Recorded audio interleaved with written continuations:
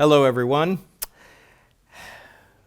This is the last of our Lenten Devotionals, and I am so glad that you have tuned in with us, and I hope that you have been blessed by our reflections that we've shared together. I'd like to share with you a passage from the Gospel of Matthew. As they went out, they came upon a man from Cyrene named Simon. They compelled this man to carry his cross, and when they came to a place called Golgotha, which means place of a skull, they offered him wine to drink, mixed with gall, but when he tasted it, he would not drink it. And when they had crucified him, they divided his clothes among themselves by casting lots. Then they sat down there and kept watch over him. Over his head they put the charge against him, which read, "This is Jesus, the King of the Jews." In this final Lenten devotional, we are approaching Holy Week. And Holy Week, as we know, includes Palm Sunday, Maundy, Thursday, and Good Friday, the special holy days that help prepare us for Easter and the day of resurrection. I would like to invite you to think for a few minutes about the cross as we come to this point in the season. The Gospels tell us that Jesus was put to death by being crucified on a cross, a common form of execution in the Roman world at that time. The cross was not only intended to execute, it was also intended to cause great pain and suffering prior to the condemned prisoner's death. Today we have crosses all around us. We see the cross in our church and in other churches. We see it inside church buildings and outside church buildings.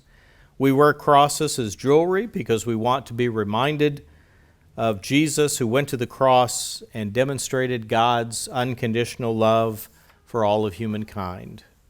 Perhaps this Lenten season we can take some time to really see the crosses around us and to really see the crosses that we wear and keep close to us. It is easy to miss the message of the cross when we have become so accustomed to having and seeing crosses all around us. Take a moment and look at the cross. Take a moment and be reminded of the suffering that Jesus endured. And as we do that, maybe we could take a moment and ask ourselves, who is suffering today? Those who are ill, those who live with chronic pain, those who live with ongoing emotional trauma, those who are struggling in poverty, those who are the targets of hatred and racism and bigotry, those who have experienced brokenness in their families and in their relationships, those who are feeling lost and without hope. In his letter to the Philippians, Paul writes, "I want to know Christ and the power of his resurrection and the sharing of his sufferings by becoming like him in his death, if somehow I may attain the resurrection from the dead." Those who follow Christ are called to be engaged in the world we live in. We are called to be aware of our neighbors who suffer. We are called to walk with them and to be a resource of support and hope for them. We are called to share in their pain so that they can share in our faith. In other words, we are called not just to wear the cross or to adorn our homes and churches with it, but we are called to embrace the cross.